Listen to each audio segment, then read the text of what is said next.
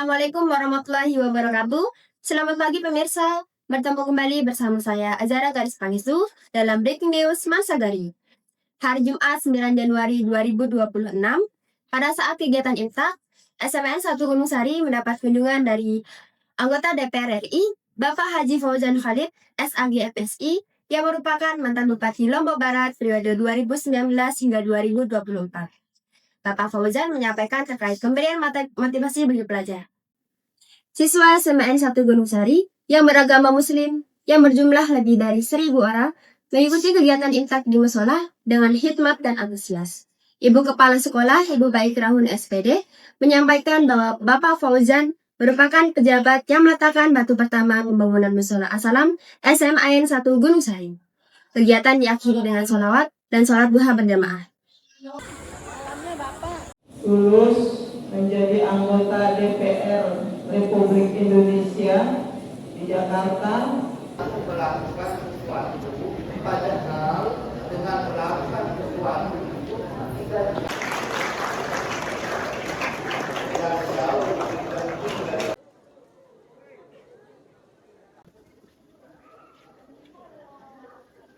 Assalamualaikum warahmatullahi wabarakatuh. Baik, apakah saya boleh minta izin waktunya Bapak untuk kami wawancarai? Terima kasih atas waktunya. Sebelumnya saya izin memperkenalkan diri.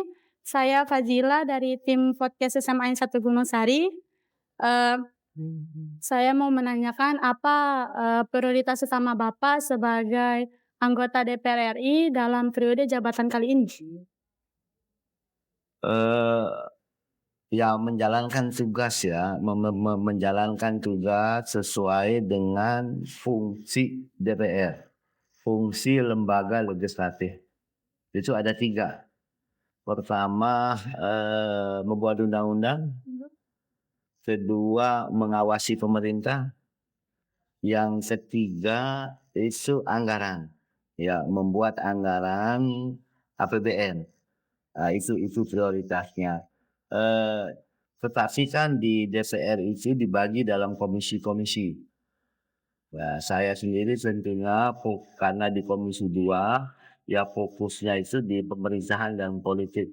Kalau undang-undang itu terkait dengan undang-undang ASN, terkait dengan undang-undang pertanahan, terkait dengan undang-undang pemilu, penyelenggara pemilu, termasuk mengawasi Kementerian Dalam Negeri, mengawasi Kementerian BPN, mengawasi KPU, mengawasi mitra-mitra kerja. Jadi intinya itu 3 itu.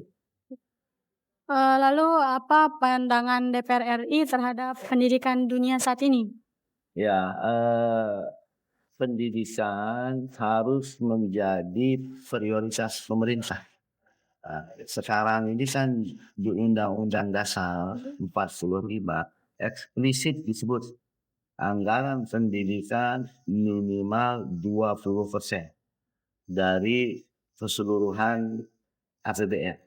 Nah, oleh MK, Mahkamah Konstitusi, angka minimal 20% ini kemudian ditafsirkan untuk proses pembelajarannya. Jadi tidak kayak dulu. Dulu sebelum ada keputusan MK, 20% itu dikaitkan dengan seluruh anggaran, misalnya termasuk kursi untuk di sekolah. Sekarang enggak. Jadi 20% dari APBN itu untuk proses pembelajarannya. Ini artinya negara sudah bersikap terhadap pendidikan, ya 20% minimal.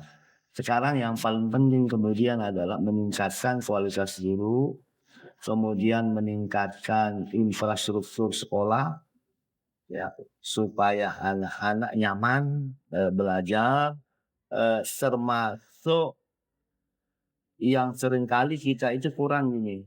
Misalnya kursi untuk SD itu lebih besar dari SMP. Kursi SMP lebih besar dari SMA. Kalau seperti ini polanya, itu akan ada anak yang tamat SD tidak akan masuk SMP kan? Ada yang anak tamat SMP tidak masuk SMA. Maka penting diperhatikan jumlah kursi di masing-masing tingkatan sekolah itu harus sama. Supaya anak SD tidak putus sekolah sampai SD tapi melanjutkan ke SMP, supaya anak yang tamat SMP sudah tidak selesai di SMP tapi bisa melanjutkan ke SMA, bahkan bila perlu sampai kuliah. Sekarang tinggal sita. Lalu apa pesan dan motivasi Bapak kepada kami generasi muda agar menjadi warga negara yang baik? Eh, Jadilah pembelajar. Nah, jadi belajar itu tidak ada batas waktunya. Ya, kita harus terus belajar sampai dengan kita mati. Jadi maka selalu saya sampaikan, walaupun guru, jadi guru harus jadi guru pembelajar.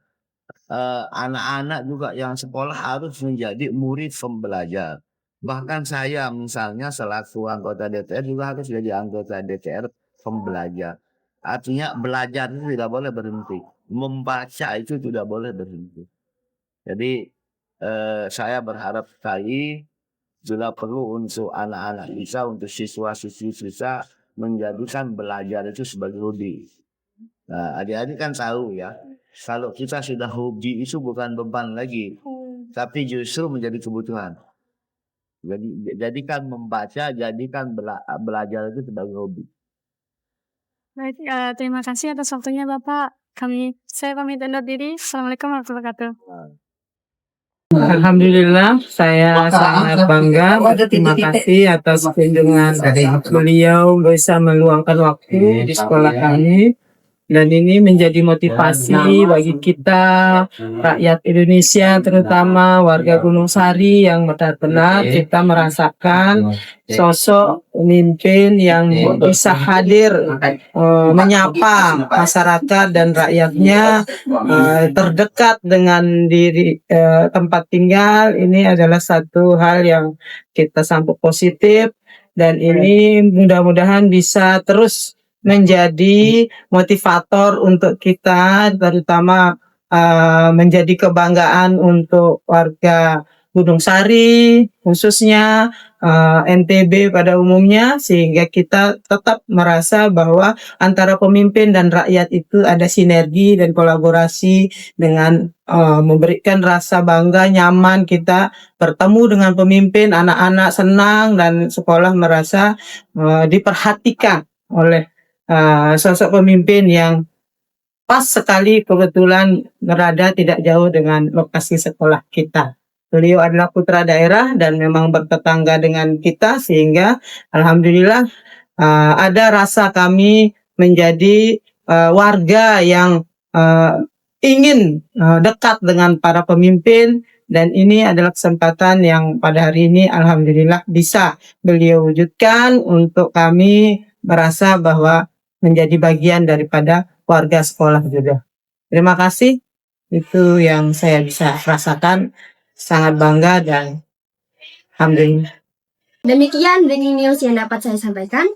Terima kasih. Wassalamualaikum warahmatullahi wabarakatuh.